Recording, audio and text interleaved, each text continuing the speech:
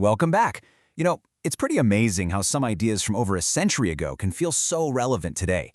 We're going to be looking at some of that timeless wisdom from Charles Haanel's master key system, specifically how his take on prosperity and service can give us a blueprint for a more meaningful life, right now.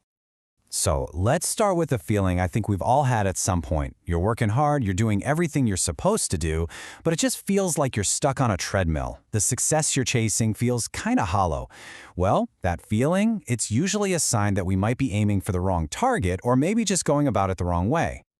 So the first thing we need to do is tackle the problem at its root. A lot of us are working with a really outdated, flawed idea of what wealth even is. It's time for an upgrade.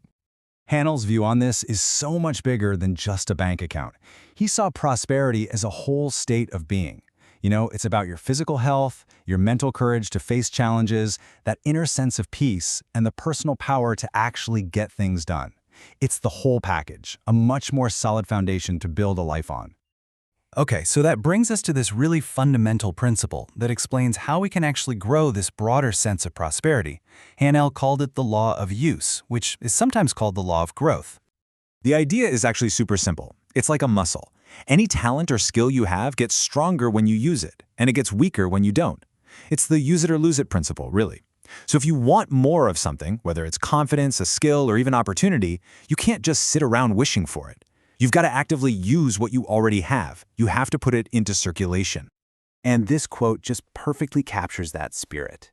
The idea is that using our talents to help others, it isn't some big sacrifice. It's just us doing what we're naturally built to do. It's our function. A bee doesn't hoard its ability to make honey. It just does it. And by doing so, the whole hive thrives. And that leads us right to our next big idea. Putting our talents to work in service of other people. That is exactly how we create real, genuine value in the world. This is such a core principle to get right. Prosperity, in any form, is an effect. The cause is creating value. We so often get it backward and focus on the reward without first thinking about the value we need to provide. But Haanel's point is, when you focus on creating and giving value first, the reward just follows. It's a natural consequence. Now, this is where we hit one of the biggest roadblocks, the scarcity mindset. This is the belief that there's a limited pie and you have to fight everyone else for your tiny slice. But the abundance mindset, which is what service fuels, works completely differently. It's not about fighting for a slice, it's about baking more pies. It sees the potential as pretty much infinite, and the only person you're really competing with is who you were yesterday. Okay, so these principles sound great, right? But what do we actually do with them? How do we apply this stuff in our real, everyday lives? Let's make it concrete. We can start applying the law of use and this idea of service in 3 really important areas right away. In our work, in our relationships, and in our personal habits. First up, your job. Instead of just doing the bare minimum to get by, start looking for ways to contribute more. Solve problems before you're even asked. Genuinely serve your clients or your team. This kind of proactive value creation is what naturally opens doors to new opportunities and promotions, and it just makes your career feel a lot more meaningful. Second, your personal connections. The law of use is huge here too. When you generously give your attention, your support, and your understanding, without keeping some mental scoreboard of who owes who what, you put all this positive energy into circulation. This builds trust and deepens your bonds with people in a way that a transactional, what's in it for me approach never ever could. And third, your personal habits. Let's say you want to get healthier. Don't try to run a marathon on day one. Just apply the law of use by starting a small daily walk. That consistent little effort puts your physical ability into circulation, and over time, it builds the capacity for much greater fitness. This works for any habit you want to build.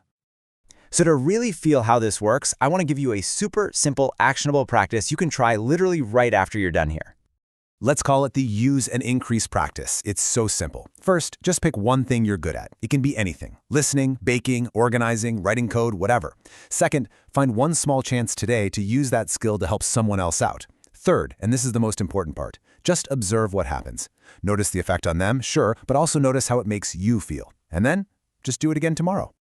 Really, the big takeaway here is all about a shift in focus. True, lasting prosperity isn't something you go out and get. It's an outcome. It's what flows back to you naturally from what you create and what you contribute to the world around you.